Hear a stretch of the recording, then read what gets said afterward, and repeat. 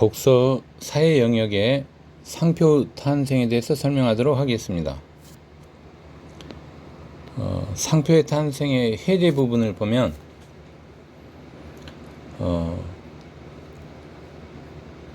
상표가 어떻게 탄생하였는가에 대한 질문을 던지고 있습니다.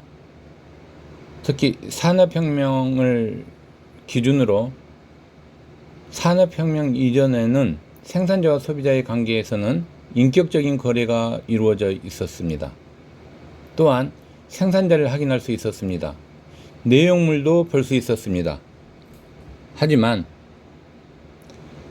산업혁명 이후에는 대량 생산, 대량 소비가 함께함으로써 인격적 거래가 이루어질 수 없고 생산자도 확인하기가 어렵고 내용물도 볼 수 없다라는 부분입니다. 특히 이 글에서는 이름보다 본질이 더 중요한 것이라는 줄리엣의 생각과 달리 이름 자체에 기업의 이윤을 가져다 준다는 데 포인트를 두고 있습니다. 1문단부터 살펴보도록 하겠습니다. 자, 1문단 주제 뽑아보세요. 자, 표지어에 주의해야 되죠. 표지어. 자, 그러나가 있네요. 또 이는 있네요. 자, 그러나 이는이 있을 땐 여러분 어디에 글쓴이의 생각이 있다라고 이야기했습니까? 표지어는 연결사, 접속사, 지시어죠. 특히 접속사인 그러나보다는 연결사인 이는 지시어에 글쓴이의 생각이 담아있죠. 자, 그래서 결론입니다. 자, 상표와 기업이 등장했다라는 이 부분에 포인트를 둬야 되겠습니다. 그래서 1문단 주제 쓰도록 하겠습니다. 자, 1문단 주제는 기업과 상표의 등장으로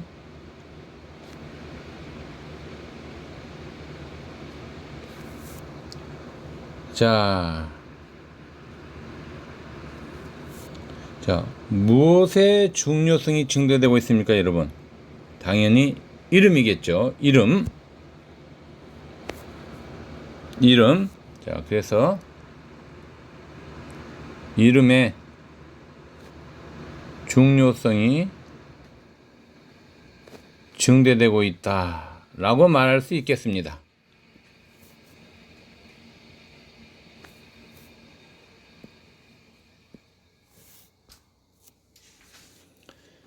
자, 이제 지문 분석 들어가도록 하겠습니다. 간단히 지문 분석하도록 하겠습니다. 자, 첫 지문에 보니까 셰익스피어가 등장하고 있네요. 여기 보시고 로미오와 줄리엣이라는 내용을 지금 이야기하고 있네요. 여러분, 이럴 때 우리는 무엇이라고 부릅니까? 그쵸? 인용이죠? 인용. 설명 방식은 인용이 되겠습니다.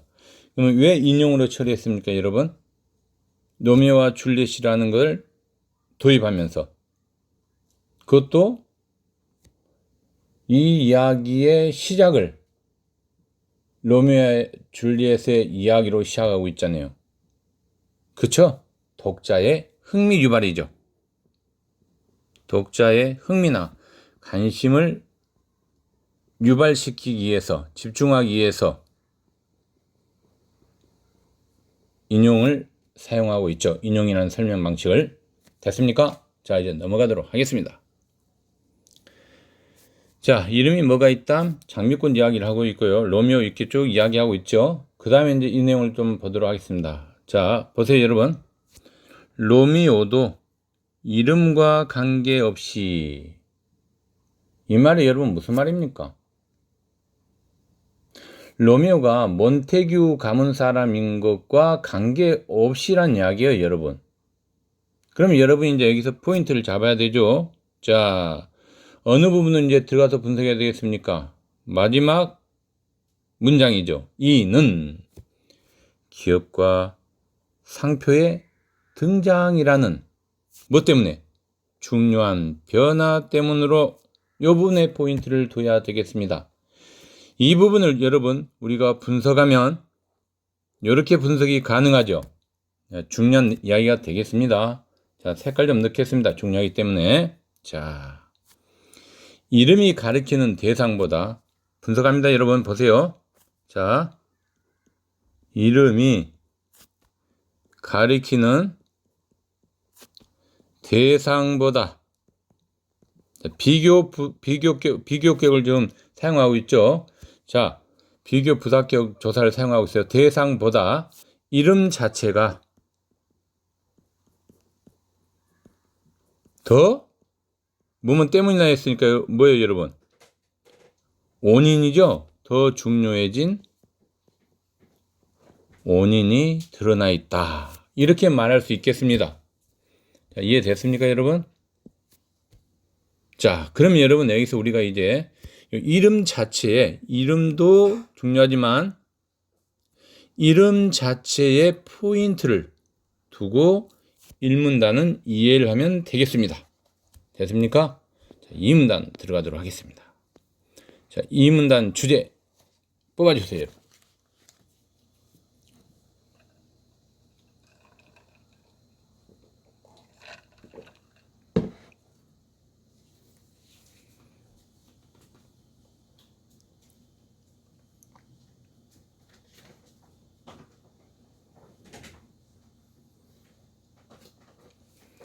됐습니까? 자, 옛날에 여러분 어떻다는 이야기에 포인트를 두면서 그 다음에 표제를 보기 바랍니다. 표제가 이번 그래서라고 있네요. 그래서 요 뒷문장에 지금 우리가 이번 그래서라는 것은 앞에 어떤 내용을 설명하고 그 다음에 정리라는 거죠. 이 표제어는. 그래서 이제 뒤에 문장을 보니까 여러분 여기 나와 있네요. 자, 보세요 여러분.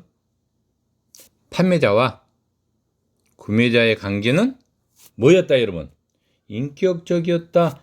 요 부분에 포인트를 둬야 되겠습니다. 그러면 여러분 보세요. 자, 옛날에는 판매자와의 구매자와의 관계에서 가장 중요한 포인트가 뭡니까 여러분? 인격적이었다예요. 그죠? 여기서 우리가 포인트 잡을 수 있는 게 뭡니까 여러분? 산업혁명의 기점을 통해서 산업혁명 이전에 옛날에는 인격적 거래가 이루어졌다.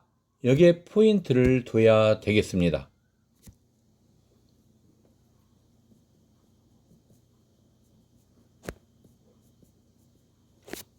됐습니까? 그러면 인격적 거래를 우리가 하기 위해서는 여러분 보세요. 평판도 있고요. 안목도 있죠, 여러분. 그렇죠? 그러면 이걸 통해서 우리가 알 수 있는 게 판매자의 개인적 평판이나 구매자의 안목에 따라 품질을 가늠하고 구매를 할 수 있었다라는 부분이죠. 그래서 인격적 거래가 이루어졌다라고 말할 수 있겠습니다. 됐습니까? 자, 이제 내용 살펴보도록 하겠습니다. 옛날에는 상표라는 개념이 없었다. 상표에 밑줄 그으시고, 자, 여기서 여러분 상표의 포인트를 놓고 봤을 때 이 글의 중심 화제죠. 자, 상업자가 자기의 상품을 일반 구매자에게 보이기에 상품에 붙이는 우리가 표지를 상표라고 하죠. 즉 트레이드 마크죠. 쉽게 하면 영어로 트레이드 마크 하면 여러분 이해를 좀 더 쉽게 하지 않을까라는 생각이 드네요. 자, 그 다음 또 내용 보도록 하겠습니다. 자, 이러한 특징은 그 물건에 내재해 있다. 그 물건에 여러분 내재해 있대요. 그럼 이때 내재의 의미는 뭘로 해석을 해야 될까요? 그렇죠. 어떤 사물이나 범위의 내부에 들어있다는 이야기죠. 그래서 사물의 내부에 들어있다. 이런 의미가 되겠습니다. 내재란 말은. 그 다음 또 보도록 하겠습니다. 여러분 쭉 넘어가면서, 자, 아까 이야기했던 평판이라는 단어, 여기에 포인트를 또 둬야 되죠. 이 평판이라는 여기에서 그 문맥상의 의미는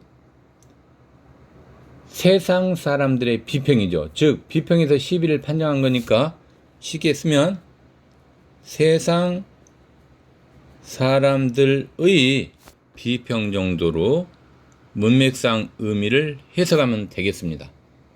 됐습니까?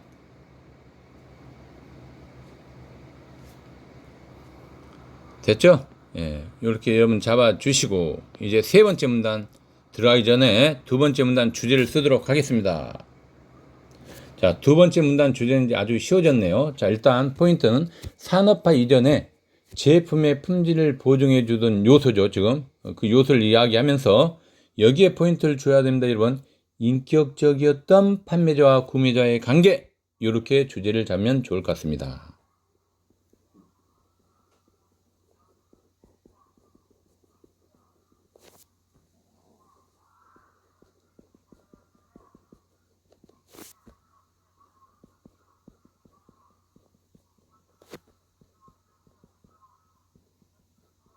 됐습니까? 자, 세 번째 단락 분석해 보기 바랍니다. 주제 봐주세요.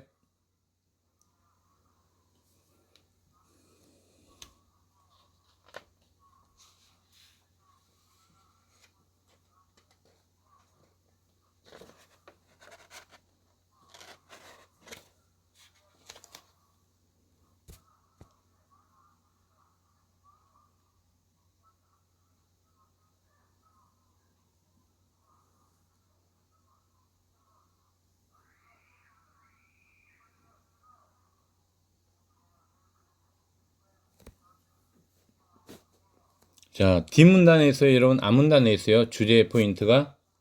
세 번째 문단은? 네, 뒷문단에 있죠, 여러분? 네, 그런 걸 여러분 볼 수 있어야 돼요. 즉, 판매자와의 구매자의 관계 변화가 여러분, 무엇 때문에 이루어진 거죠? 그걸 여러분이 뽑을 수 있어야 되죠. 그죠? 자, 이 부분이죠. 핵심 포인트가 대량 소비 시장은 이걸 여러분 뽑을 수 있어야 돼요. 이 화제의 개념을, 이 핵심 개념을 여러분이 뽑았어야 돼요. 그죠? 대량 소비 시장은, 그 다음 뭐라고 여러분 나오고 있어요, 여러분? 자, 이 마지막 보면 구입한 제품에다 한 번 만족한 소비자들은 계속 같은 제품을 구입할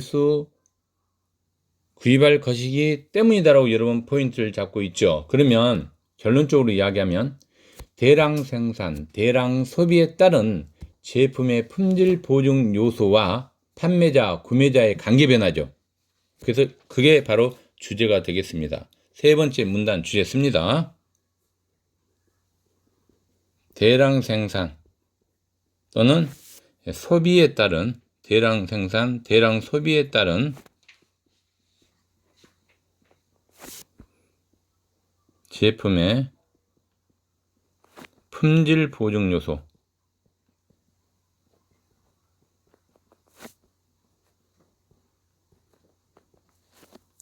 그 다음에 요소와 판매자, 구매자 관계의 변화 정도로 잡으면 좋지 않을까요, 여러분, 주제를? 그쵸?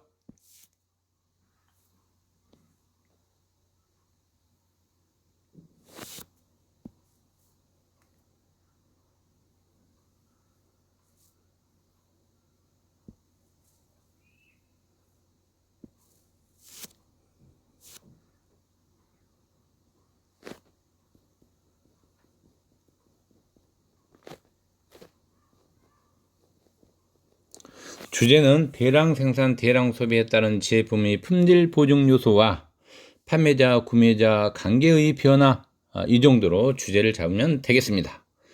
내용 설명 들어가도록 하겠습니다.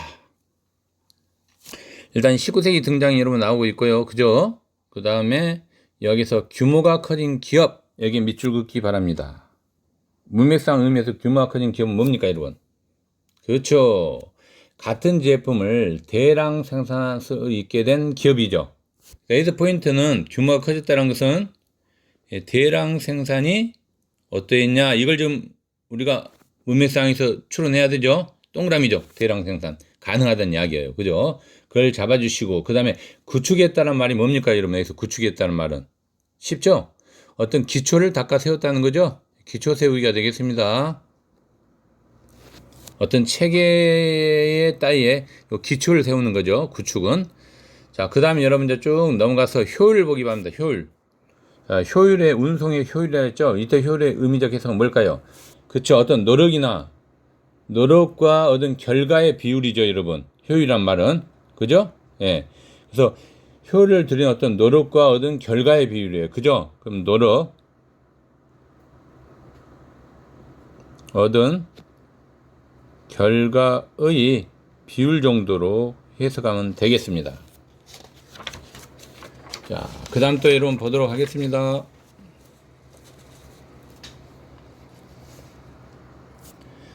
자, 그 다음 여러분 쭉 내려가서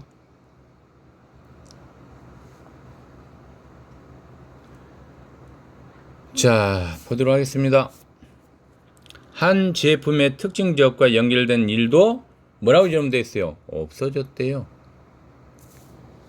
이거 여러분 우리가 포인트 잡고 좀 볼 필요가 있죠. 이 말이 무슨 말입니까, 여러분? 없어졌대요, 요게 여러분. 그죠? 즉 제품을 만든 노동자와 연결이 없어진 데 이어 지역과의 연결도 없어진 거죠. 그쵸? 특정 지역과 여기 없어졌다 했으니까. 그죠? 또 앞에 우리가 아까 이야기했던 여러분 어떤 내용 살펴야 돼요? 노동자의 연결도 없어졌잖아요. 그죠? 그런 부분을 여러분이 잘 잡아주면 되겠습니다. 그쵸? 그래서 노동자나 여기 앞에 있는 노동자와 그 다음에 지역 연결이 X제면 X. 요걸 여러분 잡아주세요. X. 예. 다시 한번 지우고 해줄까요? 예. 이렇게.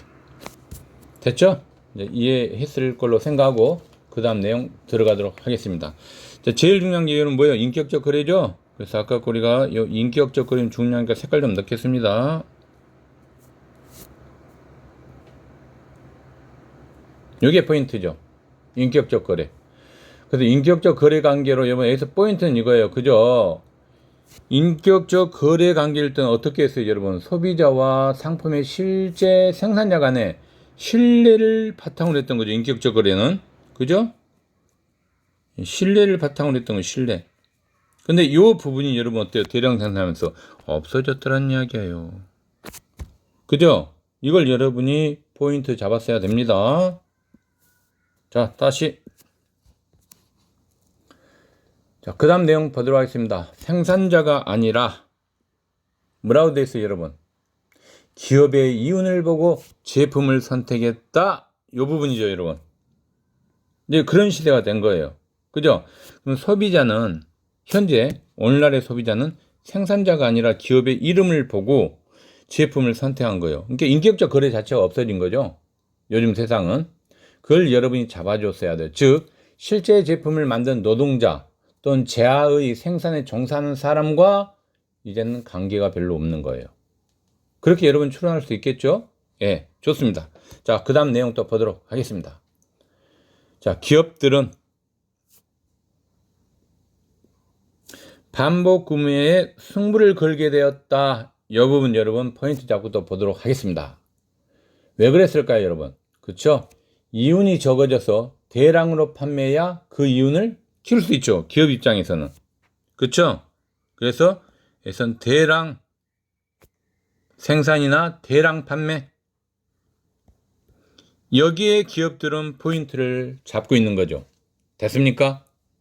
이렇게 해서 이제 정리가 끝났네요. 그죠? 그럼 여러분 여기서 생산자와 소비자의 개념은 좀 정리할 필요가 있지 않을까요? 그죠? 그래서 생산자와 소비자의 개념을 좀 정리하겠습니다. 소비자가 나와 있네요. 자, 소비자의 개념 정리 어떻게 돼요, 여러분? 재화를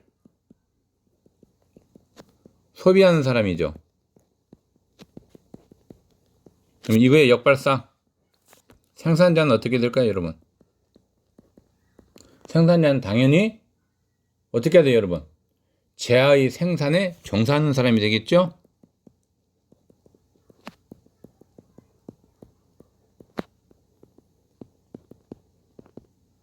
종사하는 사람.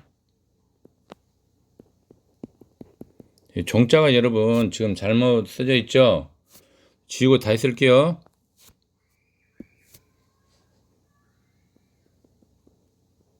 됐죠? 예. 생산자는 재화의 생산에 종사하는 사람이고 소비자는 재화를 소비하는 사람이 되겠죠? 좀 더 우리가 생산자의 포인트를 좀 두고 이야기한다면 실제 제품을 만드는 노동자죠. 생산자는. 이렇게 볼 수 있는 거죠. 결론. 실제 제품을 만드는 노동자 정도로 해석을 하면 되겠습니다. 자, 됐습니까? 네 번째 문단 주제 분석하기 바랍니다.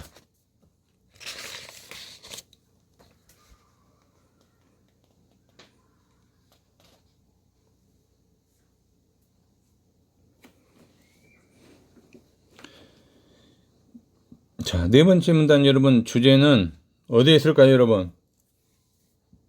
핵심 키워드는 지금 표지를 잘 봐야 됩니다. 자, 따라서 있죠? 그 다음 직이란 단어 있어요. 그죠? 요 두 개에서 보면 됩니다. 따라서 뒤에 문장을 놓고 보니까 여러분 여기서 이제 뭐에 관한 이야기를 하겠다는 이야기입니까, 여러분? 포장이죠. 그죠? 포장에 따른 거. 그죠? 그 다음 또 따라서 있어요, 여러분. 그쵸? 이런 거 여러분 잘 봐야 돼요. 그죠? 예. 포장과 관련이 돼 있네요. 네 번째 문단은. 그쵸? 예, 이런 걸 여러분이 이렇게 보면서 포인트를 잡아야 되겠습니다. 자, 이제 보도록 하겠습니다. 주제 쓰고 네 번째 문단 주제. 포장과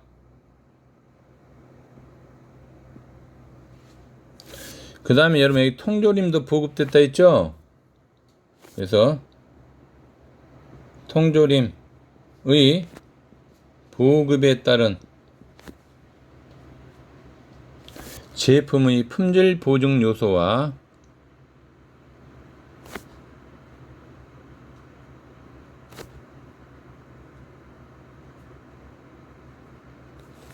그 다음에 판매자, 그 다음에 누가 나와야 돼요, 여러분? 구매자 나와야 되겠죠? 구매자 관계의 변화가 되겠습니다. 됐습니까? 자, 내용 설명 들어갑니다. 여러분 19세기 또 19세기가 나왔네요. 그러면 아까 여러분 19세기 이전과 19세기를 비교하고 있기 때문에 뭐가 될까요, 여러분? 자, 통시적 방법입니까? 공시적 방법입니까? 그렇죠. 시간 순서였다는 걸 우리는 통시적 방법이라 하죠. 그래서 그런 내용도 여러분 여기서 포괄적으로 한번 살펴볼 수가 있겠네요. 그죠? 자, 그 다음 또 들어갑니다.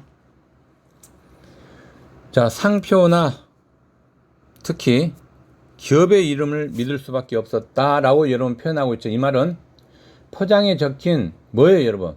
뭘 눈여겨보는 거예요, 여러분 같은 경우는? 물건 달 때. 그죠? 제품의 정보죠. 이걸 여러분이 포인트 잡았어야 되죠. 제품의 정보 확인해야 되죠, 분명히.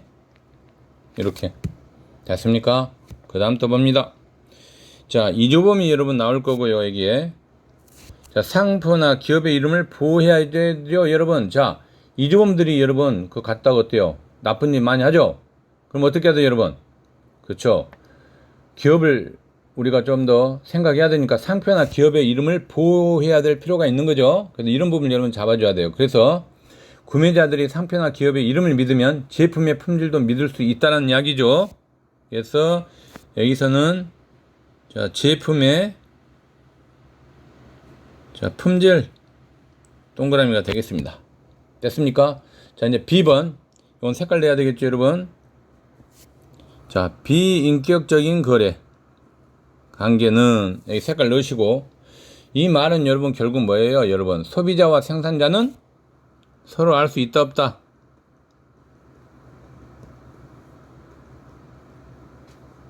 서로 알지 못한다는 관계죠. 알지 못하는 관계다. 요걸 여러분 포인트 잡아야 돼요. 그죠? 우리가 19세기 이전에 옛날에는 인격적 거래였단 말이에요. 근데 대량 생산, 대량 여러분 판매가 되면서 어떻게 됐어요, 여러분? 비인격적 거래로 바뀐 거죠. 이런 걸 포인트 두면서 이 지문 해석을 해야 됩니다. 자, 그 다음 보도록 하겠습니다. 마지막 줄입니다. 상표나 기업의 이름이 무엇보다 중요해진 것. 이 말은 여러분 무슨 말이에요? 소비자들이 생산자를 알 수 없고 그 대신 상표나 기업의 이름을 믿게 됐다는 이야기죠. 즉 상표와 기업의 이름을 소비자가 신뢰하고 있다는 이야기죠. 이렇게 여러분 포인트를 잡아야 됩니다. 됐습니까? 자, 5번째 문단 주제 보도록 하겠습니다. 분석해 주세요.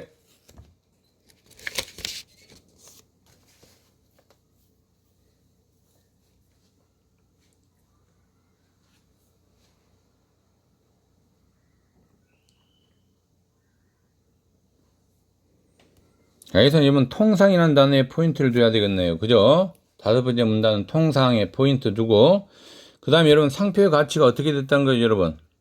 축소됐습니까? 확대됐습니까? 한번 분석해 보세요, 여러분. 쭉 보니까 어떻게 됐어요, 여러분? 자, 쉽게 한 분야에 진입할 수 있다라는 말은 결국 상표의 가치가 증대되고 있다라는 포인트를 잡아줘야 되죠? 그럼 주제 보도록 하겠습니다. 자, 5번째 문단 주제. 통상 규모의 확대에 따른 상표 가치의 증대가 되겠습니다.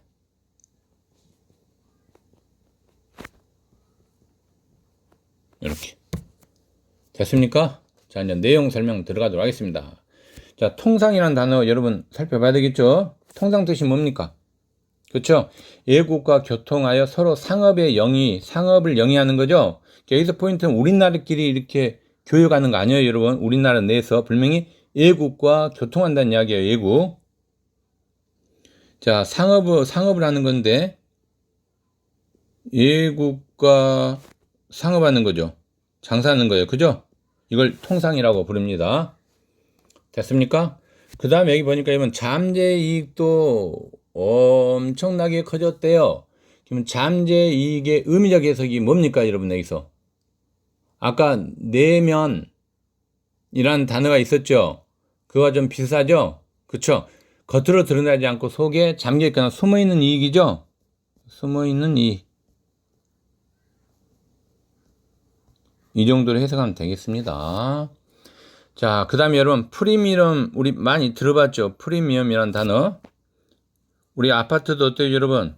프리미엄이 있죠? 아파트 요즘 잘 나가고 있죠, 시세가.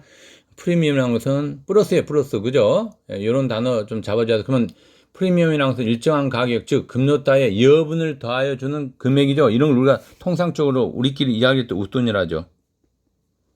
이런 의미를 가지고 있어, 웃돈. 그죠? 그러면 아마 딱 이해가 올 거예요. 자, 그 다음 내용 또 보도록 하겠습니다. 상표의 가치. 여기에 여러분 포인트 잡아야 돼요. 상표의 가치는 제가 읽어볼게요, 여러분.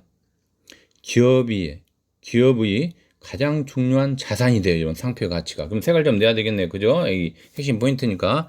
자, 상표의 가치가 기업에서 여러분 가장 중요한 자산이 돼요, 자산. 기업에서 제일 중요한 게 뭐냐? 상표의 가치라는 이야기예요. 자, 여러분, 그럼 이걸 우리가 분석해 보면 상표는, 여기 분석 잘해야 되는데, 여러분 보세요. 자, 제가 한번 써볼게요, 이번. 분석해서. 상표는 어때요, 여러분? 단지 이름에 불과할 뿐, 제품의 본질인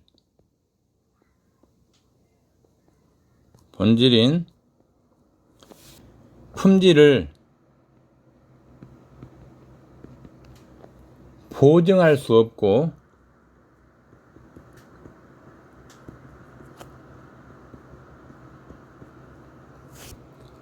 생산자에 대한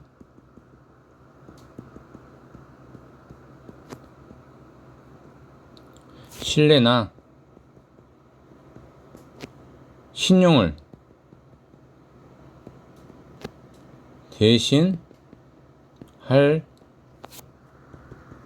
수도 없기 때문이죠. 여러분, 이런 관점을 높게 봤을 때 우리가 한자성어 생각해야 됩니다. 뭐라고 할 수 있어요? 상표의 가치의 이 부분을, 지문을. 그쵸? 번말전도 이렇게 나올 수 있어야 되는 거예요. 그죠? 번말이 전도되었다. 이런 표현 괜찮을 것 같습니다. 중요한 포인트 되겠습니다. 됐습니까? 자, 이렇게 해서 여러분 이제 내용을 좀 이렇게 잘 포인트 잡아서 봤죠? 자, 그 다음에 또 한번 볼까요, 여러분? 자, 상표의 여기서부터 여기까지.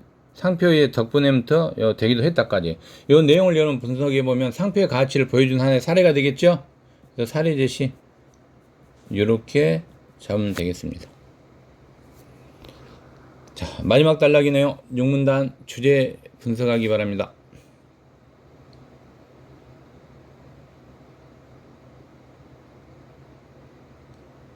마지막 여러분 단락에 표제 포인트를 둬야 됩니다. 그러나 여기에 이런 주제가 있겠죠?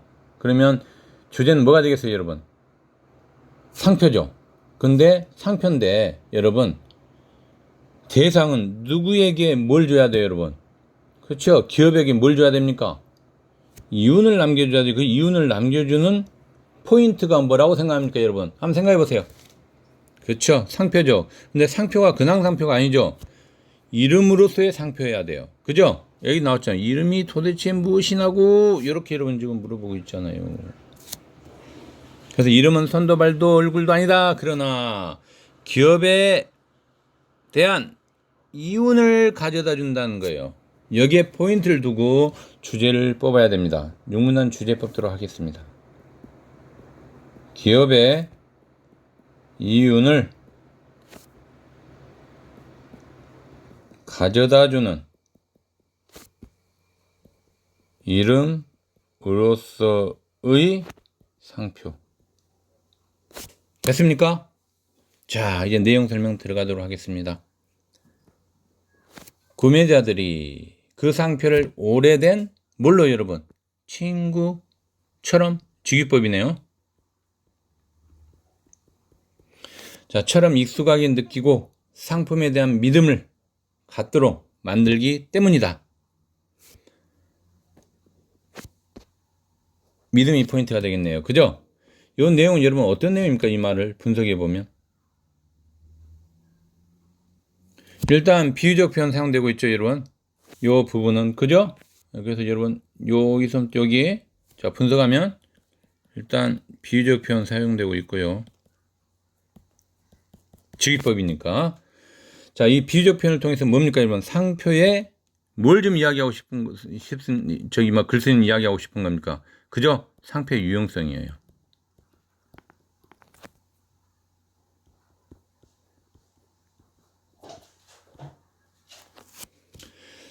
자, 문단의 마지막 문단에 그 흐름이 또 나와 있죠, 여러분. 그래서 보세요, 여러분. 요렇게 물어보고 있죠. 그 다음 이렇게 답하고 있죠. 이렇게 같이 봐줘야 돼요. 그럼 상품의 유용성을 여러분 가지고 자문자답의 형식을 통해서 상표가 지닌 가치를 강조하고 있다. 이렇게 볼 수 있지 않을까요, 여러분? 상품의 유용성을 우리가 측면 놓고 봤을 때 형식은 자문자답의 형식을 빌린 거죠, 지금. 형식을 통해 상표가 여기는 중요한 포인트가 되겠습니다. 색깔 넣을게요, 여러분. 상표가 지닌 가치를 강조하고 있다. 이런 포인트로 해석을 해주면 좋을 것 같습니다. 됐습니까, 여러분? 자, 이렇게 해서 본문 내용 설명을 끝내고 문제를 풀도록 하겠습니다.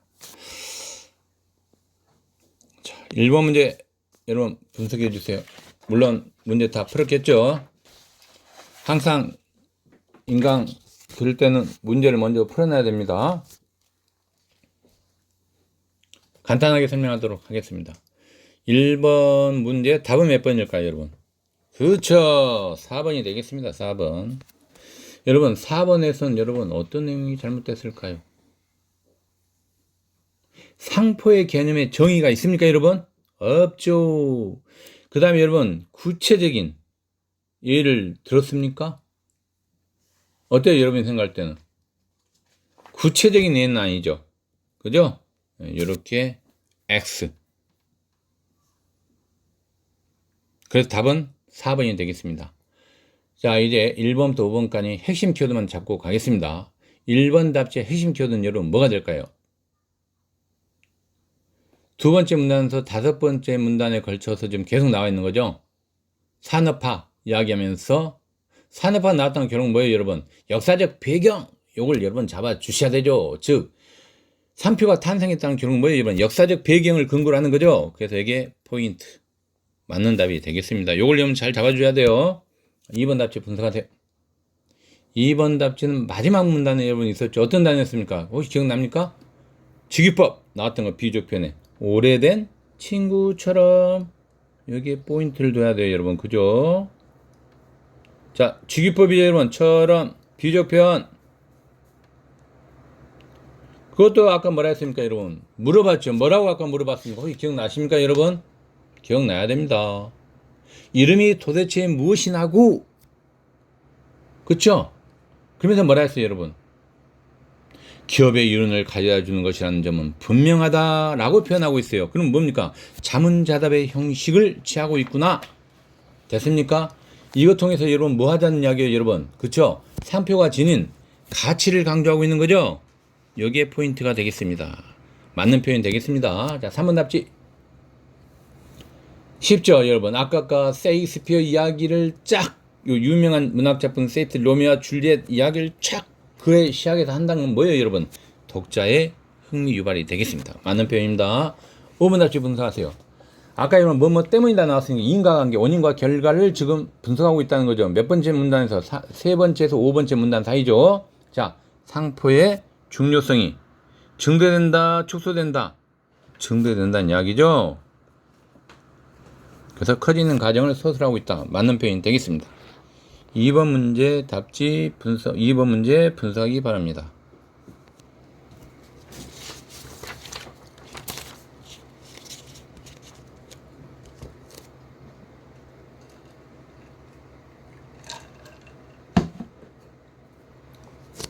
일치하지 않는 겁니다. 답은 2번이 되겠습니다. 어느 부분이 여러분 잘못됐을까요? 2번 답지. 한번 여러분이 뽑아보세요. 2번 답지.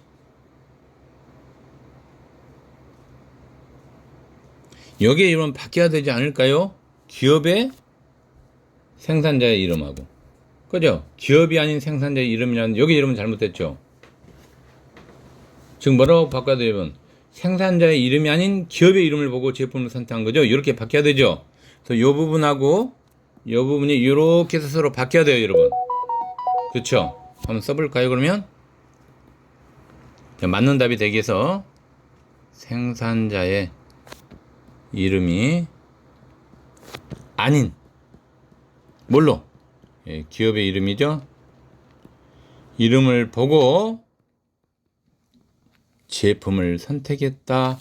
이런 이야기가 여러분 되겠습니다. 그죠? 이렇게 썼으면 맞는 표현이 되는 거죠. 쉽죠, 여러분? 자, 1번 답지 키워드 잡으세요. 바로 나와야 됩니다. 물건 안에, 아까 말했어요, 여러분. 즉, 옛날에는 한 물건을 다른 물건과 구별하는 특징이 있는데, 거기서 중요한 게 뭐습니까, 여러분?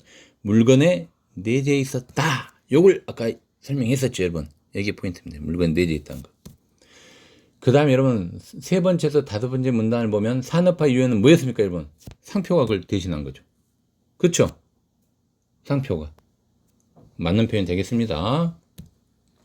3번 답지 분석하세요. 자, 19세기 포인트 잡으면서 네 번째 문단의 근거죠. 포장된 제품과 통조림이 많이 보급되면서 구매자들은 내용물을 확인할 수 있었어요, 없었어요? 없었다는 이야기죠. 여기 포인트가 되겠습니다. 됐습니까? 그래서 제품을 살 때 기업의 이름을 믿을 수밖에 없었다. 이름. 기업의 이름이 중요했어요. 그죠? 믿을 수밖에 없다는 건 기업의 이름을 신뢰할 수밖에 없었다는 이야기죠, 여러분. 맞는 표현 되겠습니다. 4번 답지 분석하세요. 5번째 문단의 근거죠. 통상 규모가 전 지구적으로 확대된다 했어요. 그러면서 실제이익, 즉 잠재이익이 커졌어요, 작아졌어요? 커졌다는 이야기죠. 이런 걸 여러분이 잡아줘야 돼요. 실제이익, 잠재이익을 실제이익으로 실현하기 위해서 여기 커진 거니까. 그죠? 그럼 어떻게 해야 돼요, 여러분? 이제 커졌으니까. 그렇죠.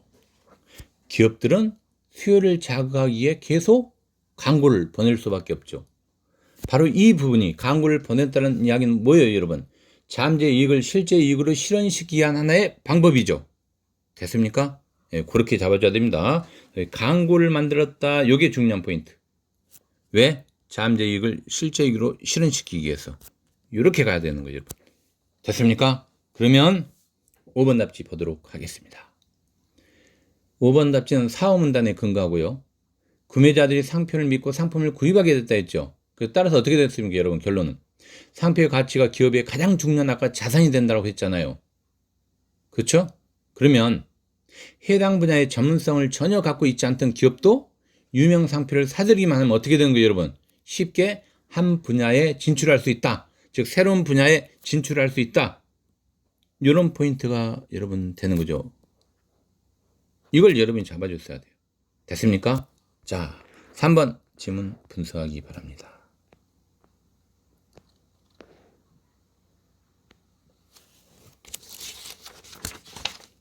3번 문제 분석해 주세요.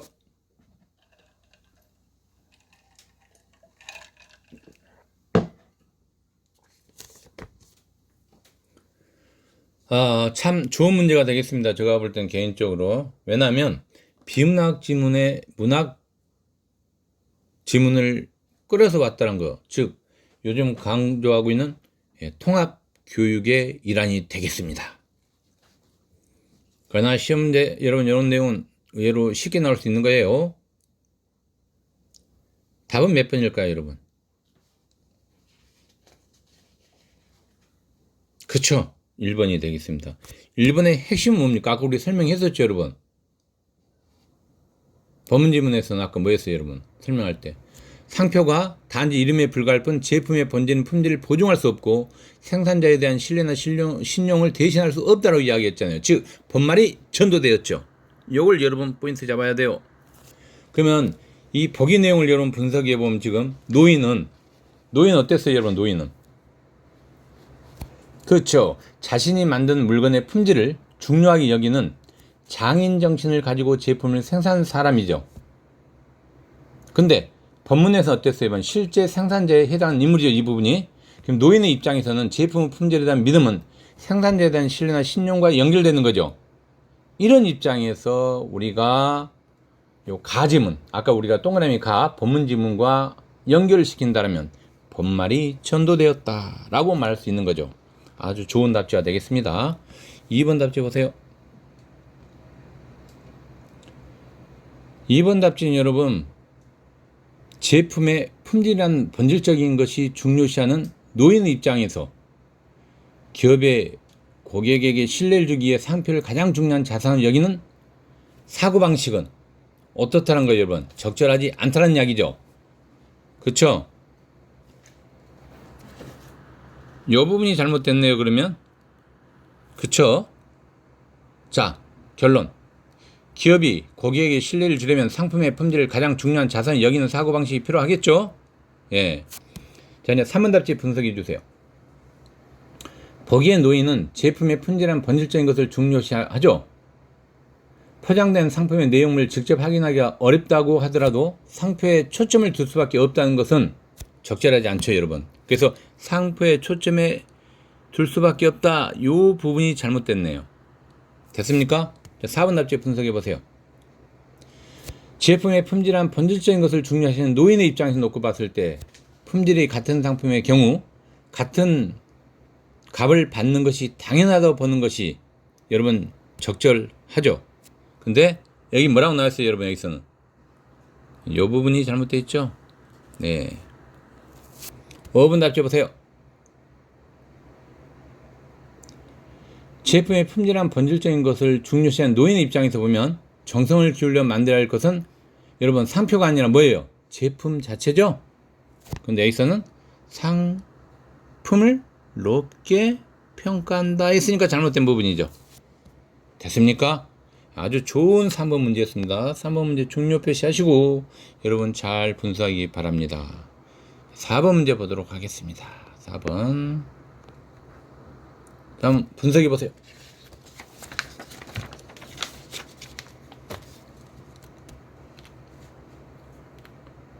답은 4번이 되겠습니다. 적절하지 않는 거. 자, 어디가 여러분 잘못됐을까요? 오문단에 근거하면 상표에 대한 구매자의 충성도가 높아지면 제품 가격에 프리미엄이 붙은다 했어요. 플러스가 된다.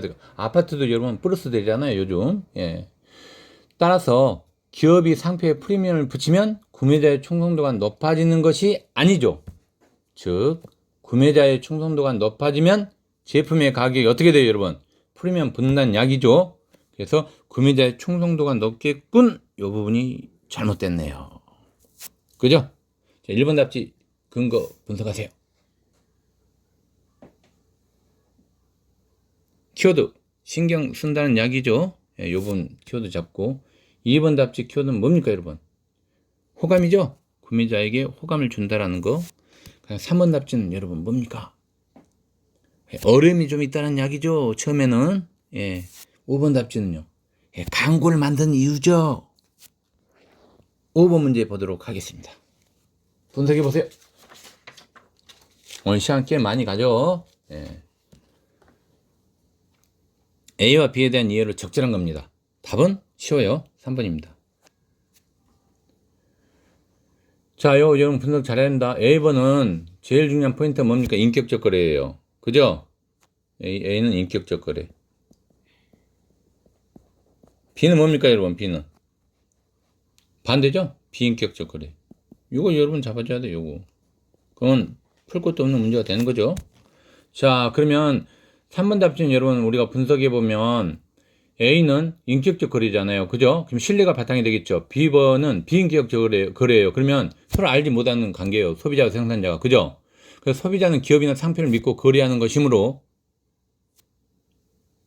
비인격적 거래인 B는 실제로 생산하는 사람을 신뢰하는 것은 아니죠. 그래서 맞는 답이 되죠. 신뢰가 전제돼야 되겠죠. 그래서 맞는 답입니다. 1번 답지. 어느 부분이 여러분 잘못됐을까요? 그쵸? 실제 생산자와 기업이 나뉘어 돌아간다는 거죠? 예. 근데 모두 돌아간다. 이 부분이 잘못됐네요. 2번 답지는요? 2번 답지는 뭐 별로 볼 거 없이 그냥 바로 나와야 되겠네요. 그죠? A와 B 모두 상품을 사는 사람의 마음을 움직이는 거래죠? 다만 그것이 파는 사람의 그 신뢰를 바탕으로 하는 것이나 아니면 상표에 대한 신뢰나 이 차이를 지금 이야기하고 있는 거죠. 예, 그래서 이 부분이 잘못됐네요. 4번 답지 분석하세요. 그쵸. A번은 실제로 상품을 생산하는 사람이 누군지 알 수 있는 거래 관계죠. 정보가 드러나 있단 말이에요. 근데 B번은 비인격적 거래니까 정보가 드러나 있지 않죠. 근데 이게 보세요, 여러분. 모두 드러난다는 말이 안 되죠. 이렇게 여러분 분석해야 돼요. 그래서 A는 드러나지만 B는 드러나지 않는다는 이야기죠. 근데 모두라면 안 되죠. 그래서 틀린 거예요. 5번 답지 분석하세요.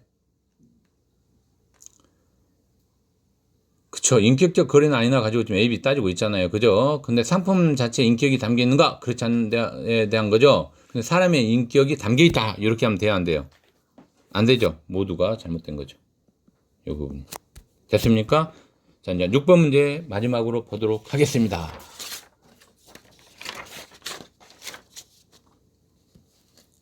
적절하지 않는 거죠? 되게 쉽네요. 통상의 뜻, 아까 여러분 설명했었죠. 뭡니까? 통상의 관계는. 여러 가지 상품을 사고 파는 일정한 장소가 아니고 뭐였습니까? 통상은. 예국과 상호받는 거죠? 교역하는 거. 즉, 나라들 사이에 서로 물건을 사고 파는 거죠? 만약 여러분, 이 부분으로 보면 뭡니까? 이것은. 이건 하나의 시장이죠. 그러나 이 부분은 통상이란 것은 나라들 사이에 서로 물품을 사고 파는 거죠. 그러니까 예국과의 상호받는 거죠. 통상이라는 말은. 그래서 틀린 답이 되겠습니다. 자, 이것으로 수업 마치도록 하겠습니다.